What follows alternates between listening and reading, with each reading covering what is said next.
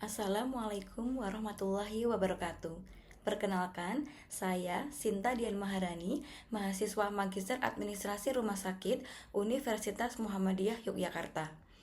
Pada ujian akhir semester mata kuliah Manajemen Pelayanan Khusus Rumah Sakit, di sini saya akan mengambil posisi sebagai pimpinan rumah sakit dalam menganalisis krisis manajerial dari berita yang saya ambil dari Jabarnet dengan judul berita Viral Penolakan Pasien, RSUD Karawang ungkap IGD overload 200%. Berita ini menyoroti dugaan penolakan pasien akibat IGD yang beroperasi dengan 50 pasien dari kapasitas normal 30 tempat tidur. Bed occupancy rate atau bor rumah sakit bahkan menembus 98%. Sebagai seorang direktur, isu ini bukan sekedar masalah operasional yang viral di media, melainkan sebuah dilema etika dan hukum yang sangat berat. Di satu sisi, ada tuntutan masyarakat dan undang-undang kesehatan yang mewajibkan rumah sakit melayani pasien gawat darurat.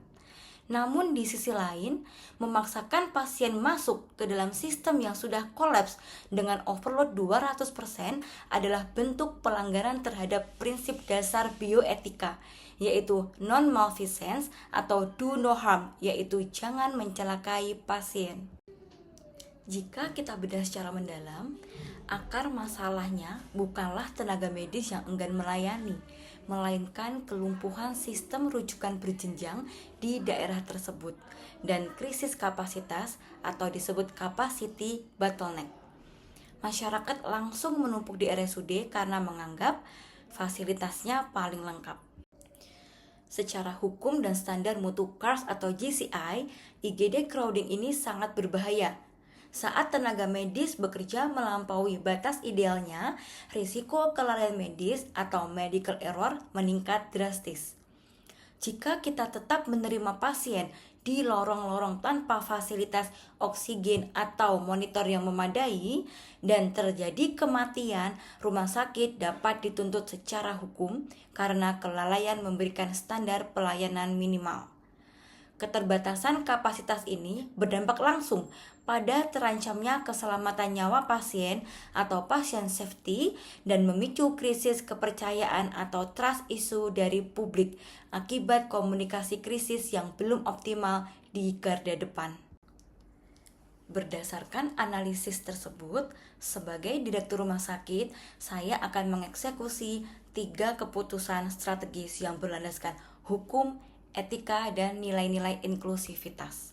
Keputusan pertama, yaitu melakukan transformasi dari penolakan menjadi rujukan terbimbing atau guided referral. Secara hukum kegawat daruratan, kita tidak boleh sekedar menolak. Keputusan saya adalah menerapkan triase digital berbasis telemedicine di pintu masuk IGD. Jika pasien tidak life threatening dan IGD penuh, pasien tidak disuruh pulang begitu saja, melainkan tim kami akan melakukan rujukan terbimbing menghubungi rumah sakit jejaring yang masih kosong dan memfasilitasi transportasinya sesuai rencana penguatan kerjasama yang dievaluasi manajemen. Hal ini memastikan kepatuhan hukum sekaligus menyelamatkan nyawa. Keputusan kedua, yaitu pembentukan Family Crisis Edu Lounge. Viralnya kasus ini terjadi karena komunikasi yang dirasa kurang berempati oleh keluarga pasien. Sesuai norma kesopanan Indonesia dan Kodersi, Kode Etik Rumah Sakit wajib menghormati hak pasien. Saya akan mengubah sebagian ruang tunggu menjadi lounge edukasi yang inklusif. Di sini, dokter triase secara khusus duduk bersama keluarga, memberikan penjelasan medis secara personal, rasional, dan empatik mengenai mengapa memaksakan dirawat di IGD yang penuh akan membahayakan nyawa keluarga mereka, dalam hal ini pasien. Keputusan ketiga, yaitu utilisasi ruang transit care terpadu. Sesuai nilai Islam Hifz an-Nafs, yaitu menjaga kehidupan dan untuk menyiasati bor mencapai 98%.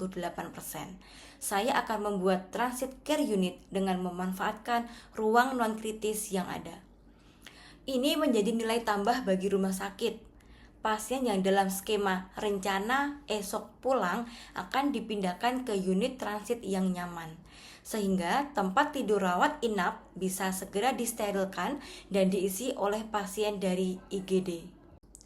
Keputusan tersulit bagi saya sebagai seorang pimpinan rumah sakit adalah menginstruksikan tim IGD untuk menghentikan sementara penerimaan pasien yang non-life threatening ketika kapasitas telah melampaui batas kritis.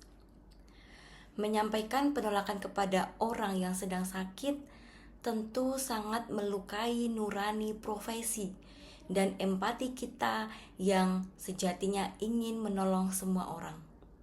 Namun, rasionalitas serta etika harus menang di atas emosi. Memaksakan perawatan di lorong yang bising, hanya di atas kursi roda dan tanpa pengawasan alat yang memadai adalah pelanggaran prinsip primum non nocere atau do no harm yang beresiko menjadi kejahatan medis. Keselamatan nyawa pasien yang sedang bertaruh nyawa di dalam tidak boleh dikorbankan demi mengejar kuantitas pelayanan. Meski langkah ini tidak populer dan rentan memicu kritik publik, menjaga mutu dan pasien safety mutlak menjadi prioritas tertinggi saya.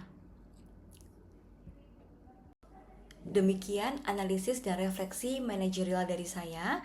Terima kasih. Wassalamualaikum warahmatullahi wabarakatuh.